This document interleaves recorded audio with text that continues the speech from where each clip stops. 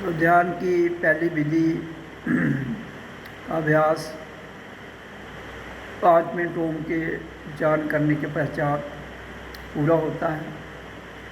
तो ध्यान के लिए जो विधियाँ बताई जाती हैं उसमें सर्वप्रथम विधि है ओम का उच्चारण, जो हमने उसका अभ्यास किया है। अब शांत ओम सो अहम ओम मैं हूँ ध्यान में बैठेंगे। तो जो दूसरी विधि के लिए बैठिए और मुंह में शांत भाव से ओम सो अहम ओम मैं हूँ इसको कीजिए। दूसरी विधि अभ्यास की पूर्ण होती है। अब तीसरी विधि में बैठिए जिसमें शांत, दूसरी विधि में हमने आधा घंटे के लिए वो ओम सो अहम ओम मैं हूँ इसको किया। ये शांत भाव में करना है। और तीसरी विधि है श्वास आ रही है जा रही है मौन, और ध्यान बिल्कुटी अनाहतनाद ध्वनि और ज्योत को देखना है, अनाहतनाद ध्वनि को सुनना है। और उसकी विधि शुरू होती है।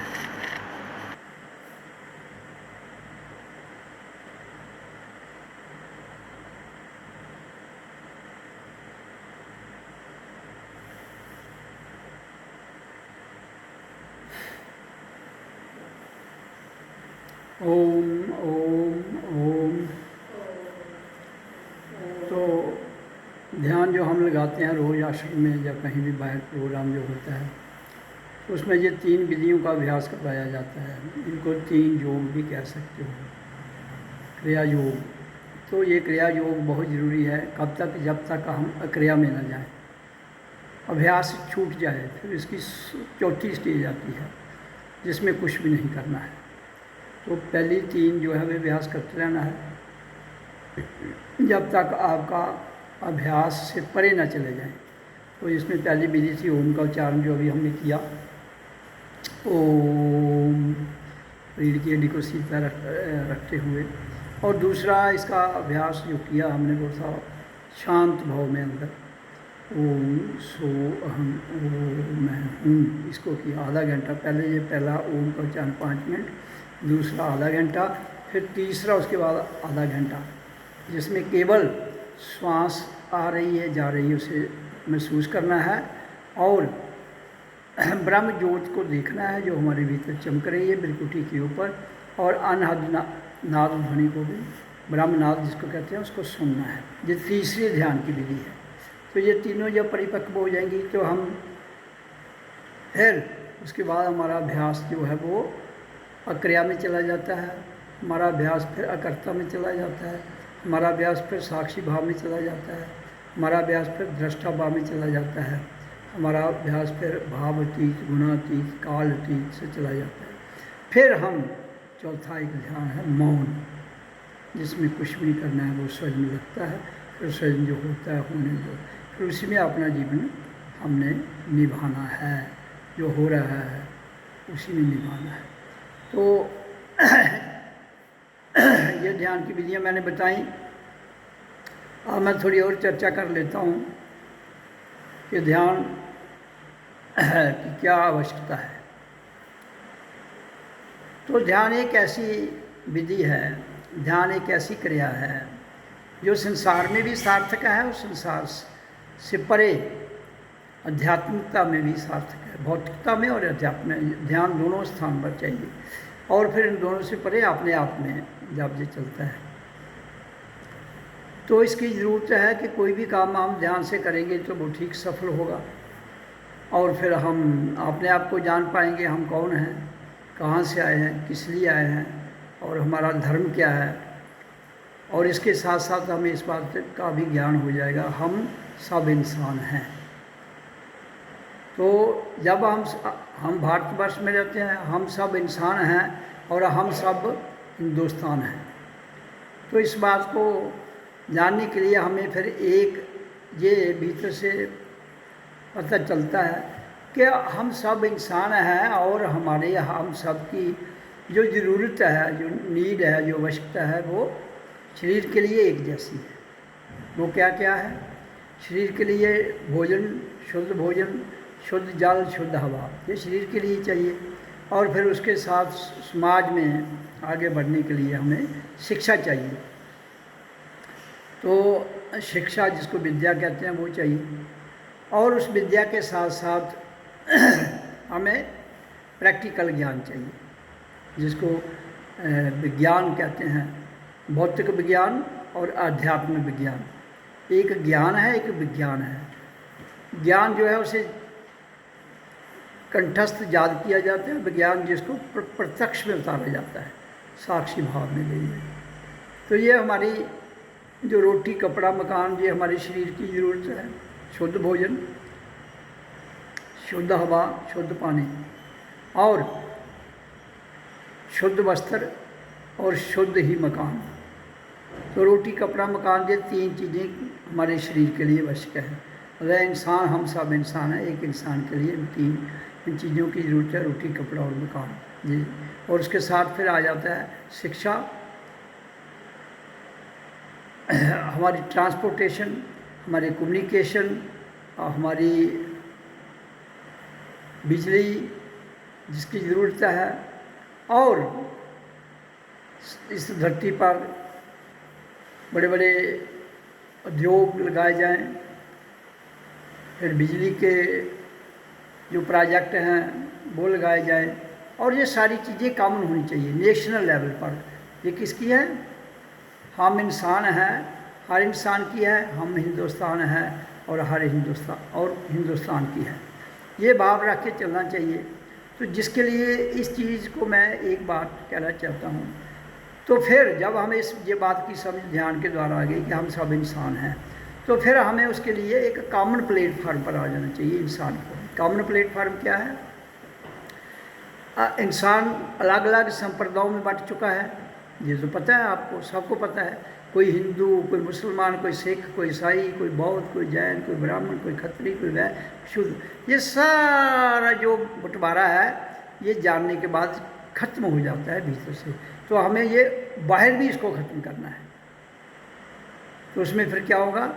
हमारा लंगर कॉमन होगा, पंचायत लेवल पर कॉमन लंगर होगा। और फिर ना, क्योंकि संप्रदाय के आधार पर मंदिर, मस्जिद, गुरुद्वारे, सत्संग घर, गुम्पे, गिरजाघर, ये कितने भी हैं जो जैन मंदिर, मस्जिद, ये इनकी कोई आवश्यकता नहीं है, सत्संग घर की भी नहीं। फिर क्या होगा इसकी जगह? Common meditation hall. कॉमन माने आम ध्यान के लिए एक हॉल होगा, भवन।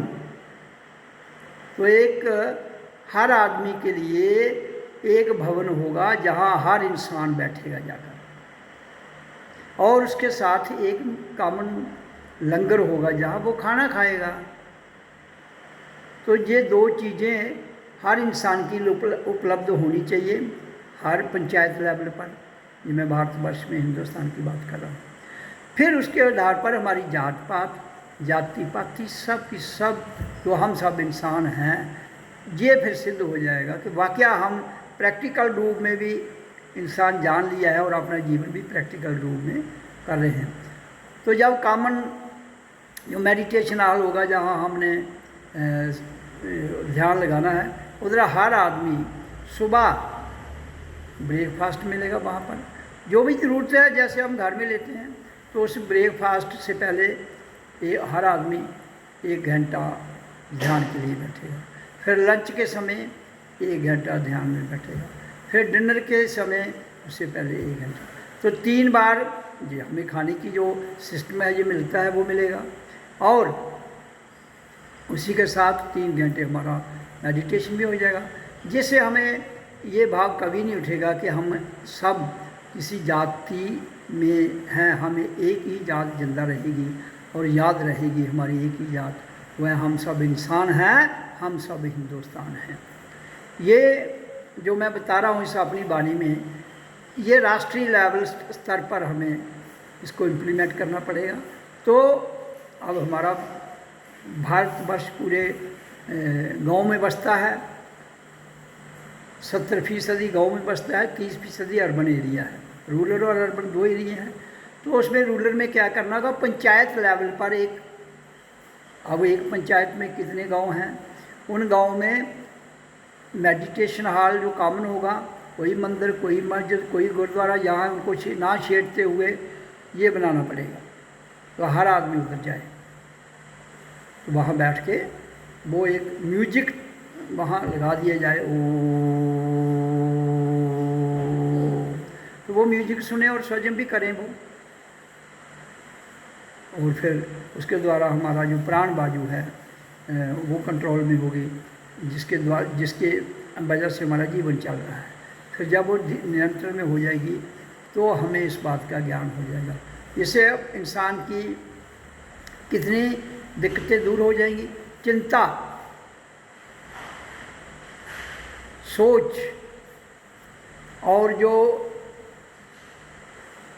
बेकारी खत्म हो जाएगी, क्योंकि कर्म तो हर इंसान को करना पड़ेगा। इसमें वो नर हो नारी हो, सबको कर्म करना है, उनसे कर्म लेना है यथा योग्य, जिसके वो योग्य हैं। तो वो एक उसमें एक सिस्टम बनाया जाएगा, तो वो जनता जो है वो कम से कम इन चीज़ों से मुक्त हो जाएंगी। मुझे रोटी कपड़ा मकान की कोई चिंता नहीं रहेगी, और उससे ये चिंता खत्म होने से उसके अंदर की 50 प्रकार की जो रोग है, विकार हैं, जो सोच है, वो कम से कम मिट जाएगी।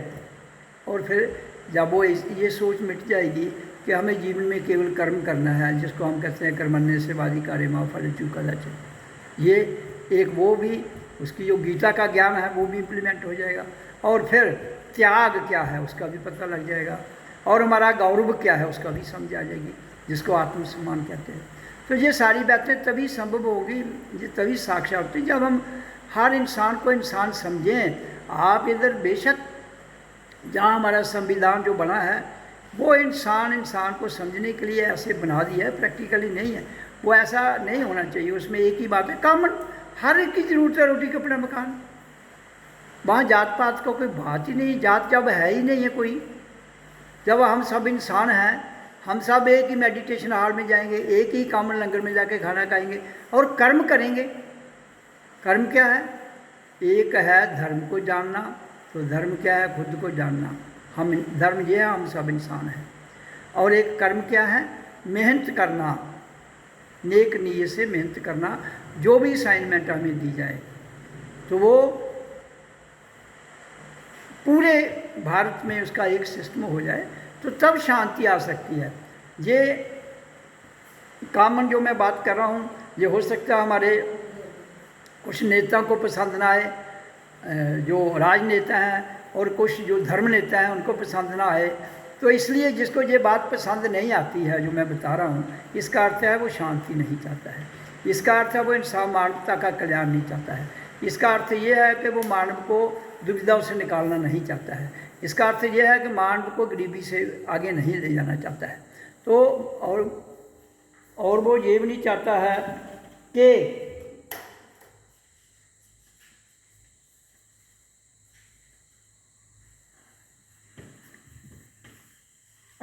नहीं चाहता है कि इंसान सुखी हो। तो इसलिए जब ये, अगर हम सब चाहते हैं कि खुश रहें, ये हमारा राजनेता भी कहता है, धर्म नेता भी कहता है, व्याख्यान में कहता है कि लोगों की गरीबी दूर हो जाए, तो ये धर्म नेता भी कहते हैं कि हम सब भाई भाई हैं। तो ये सारी बातें जो हैं वो खोखली हैं, खोखली। तो इसलिए मेरी जो सुझाव है धर्म नेताओं को, राजनेताओं को और आम पब्लिक को, ध्यान के द्वारा अपने आप को जगाओ। आपका कोई भी जो गुजरा हुआ ज़माना है उसमें जो भी हुआ है वो हम सब वर्तमान में हैं। तो जब हम वर्तमान में हैं तो वर्तमान में इंसान सुखी होना चाहिए, वर्तमान में इंसान खुश होना चाहिए, वर्तमान में उसकी प्रॉब्लम दूर होनी चाहिए, क्योंकि प्रॉब्लम तो तब तक है जब तक शरीर है। तो शरीर के रहते हुए प्रॉब्लम नहीं दूर हुई तो फिर किसकी, कौन सा इंसान हो तुम, कौन सा भगवान को मान रहे हो?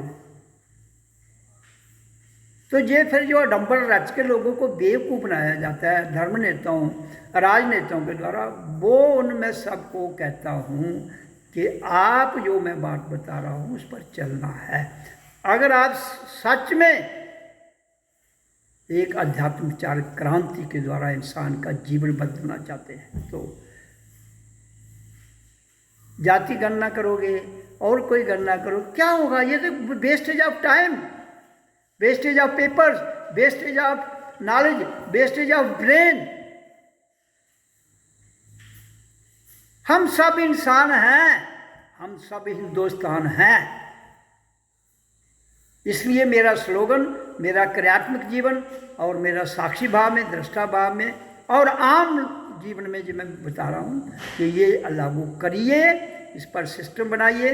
जो आप एनर्जी इधर उधर लगा रहे हैं, जैसे चल रहा है चलने दीजिए थोड़ी देर, फिर उसमें बैठ के एनालिसिस कीजिए कि इसको कैसे इम्प्लीमेंट करना है, जिसमें हर एक से काम लेना है, हर इंसान से।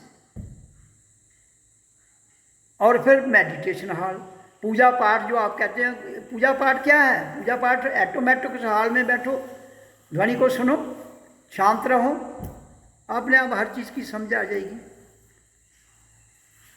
तो इसलिए ये बातें जो मैं कह रहा हूँ, ये अगर इम्प्लीमेंट कर ले राजनेता और धर्मनेता, अपना स्वार्थ छोड़ते हुए, तो बहुत बड़ी क्रांति घटित होगी, जिससे मानव जाति बच जाएगी। जो आपका जहाँ माँ बाप परेशान हैं बच्चों के द्वारा, बच्चे परेशान हैं बेकारी के द्वारा, और बेकारी कहाँ से आई, क्यों आई, उसके लिए हमारे पास कोई योजना नहीं है। फिर सत्ताधारी लोग बेकारी को बढ़ाना भी चाहते हैं और बेकारी को खत्म भी करना चाहते हैं। इलेक्शन आ गई तो भाई बेकारी को घटाओ, इलेक्शन खत्म होगी तो बेकारी को बढ़ाओ, ये क्या है? और धर्मनेता को भी कोई कहता है तुम इसकी पूजा करो, कोई कहता है किसकी पूजा करनी है, तुमने किसकी पूजा करने के लिए आए हो? हम सब इंसान हैं, इंसान से ऊपर पूजा किसी की नहीं हो सकती, और वो भी जो जिंदा है। मुर्दों की पूजा करोगे? मुर्दे हो तुम तो जिंदा इंसान हो, वर्तमान में हो। इसलिए वर्तमान में रियलाइज करो, हु एम आई, वर्तमान में रियलाइज करो हम हिंदुस्तान हैं, हम इंसान हैं, पूरा विश्व हिंदुस्तान है, और पूरा विश्व जितनी भी जनता है जहाँ पर, वो इंसान है। एक ही स्लोगन, एक ही क्रियात्मक जीवन जो मैं कह रहा हूँ, उसके लिए कुछ लंबे चौड़े कॉन्स्टिट्यूशन बनाने की जरूरत नहीं है, उसमें जात पात का कोई मसला ही नहीं है। जब सबको रोटी कपड़ा मकान, सबको कर्म मिलना है, तो फिर काहे का झगड़ा है? सब एक ही जगह बैठ के अपनी शांत बैठेंगे, फिर ना राम का झगड़ा, ना अल्लाह का झगड़ा, ना वाहिगुरु का झगड़ा रहेगा। ऐसे तो झगड़े ही नहीं खत्म हो गए आपके। तो इसलिए मैं अपनी चर्चा में तभी ये बातें बता रहा हूँ कि ध्यान के साथ साथ इस विधि को लगाना है, इम्प्लीमेंट करना है, ये हम सबका फर्ज बनता है। मेरे पास जितने भी लोग आते हैं उनको अपने भीतर से यही वाइब्रेशन छोड़नी है। कॉमन मेडिटेशन हॉल, कॉमन लंगर, हर इंसान को कर्म करना है, हर इंसान को धर्म क्या है जानना है।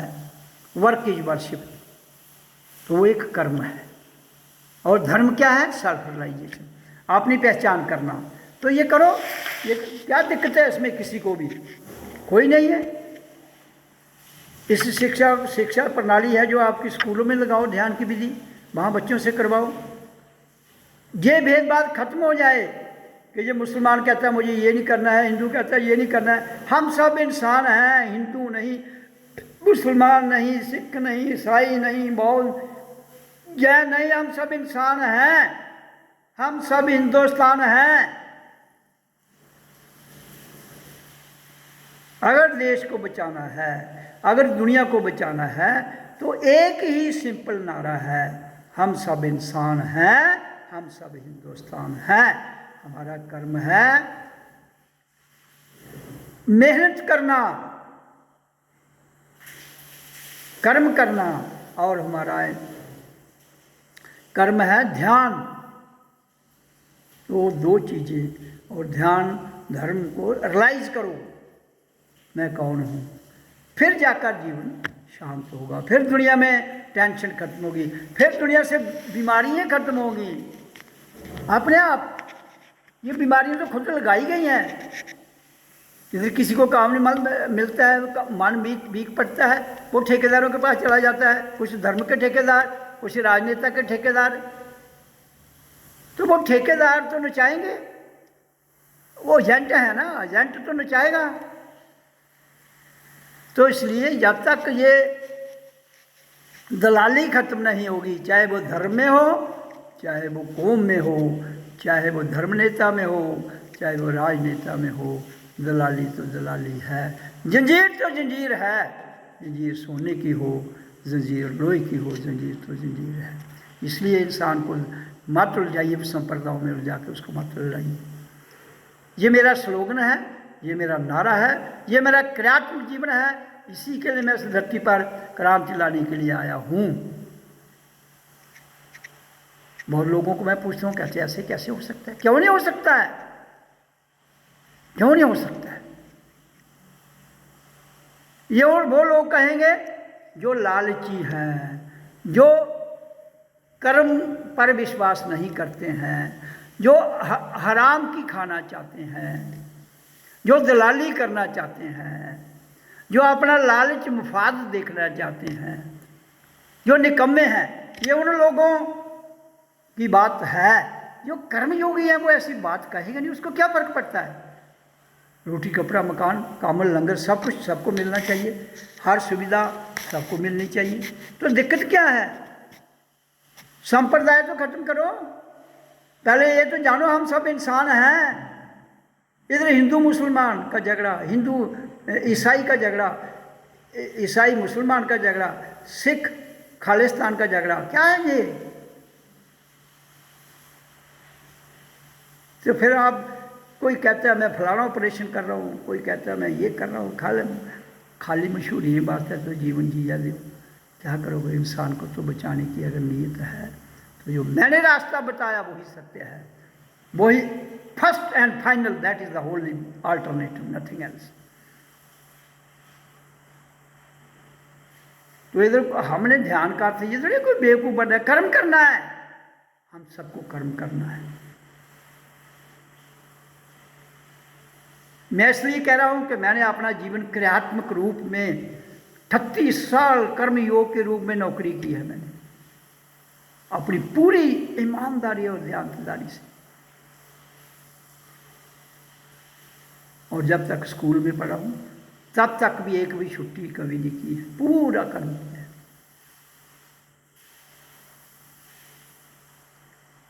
क्योंकि ये तो हमारा कर्तव्य है ना। हम आए किस लिए हैं धरती पर।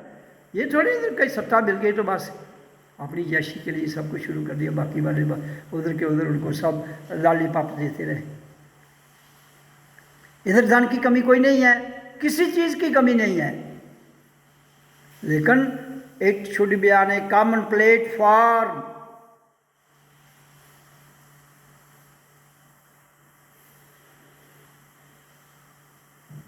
फिर जाकर शांति आएगी, फिर जाकर समृद्धि आएगी।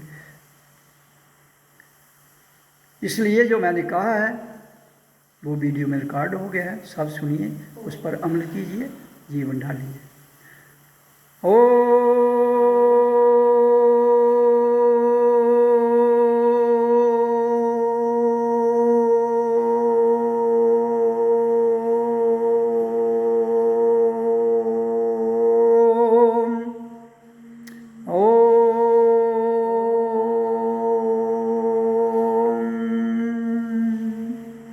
मैं अगर ओम का उच्चारण कराता हूँ तो ध्यान विधि के लिए कराता हूँ। ये किसी धर्म से रिलेटेड साउंड नहीं है, it is natural sound, it is coming from the sun. ये ध्वनि सूर्य से आ रही है, ये किसी हिंदू मुसलमान सिख ईसाई बौद्ध जैन की नहीं है, सूर्य सबका है, तो आवाज़ भी सबकी है। और अगर हम यहाँ बट जाएं कोई ओम के नाम पर, कोई राम के नाम पर, कोई अल्लाह के नाम पर, तो बहुत बड़ी मूर्खता है, बहुत बड़ी मूर्खता है। मंदिर मस्जिद गुरुद्वारे के नाम पर बढ़ जाए तो आपके अंदर विवेक की कमी है। किसी और देवी देवता के नाम पर बढ़ जाए तो बहुत बड़ी गलती है। इसलिए इन सारी बातों से निकलते हुए सजनों को जानिए, सब कुछ हमारे भीतर है, हम वर्तमान में हैं। आज के देवता, आज के भगवान, आज का शब्द और आज का ध्यान, हम इंसान हैं और हम हिंदुस्तान हैं। Om Om Om Om Om. There should be one nation, there should be one religion, there should be one word, there should be one dhyan. इसलिए वन मेडिटेशन जो मैंने बता दिया ये फाइनल है, अटल है, इसी पर चलना है, तब जाकर आप संसार में क्रांति ला सकते हो, नहीं तो नहीं। ओम ओम ओम ओम ओम।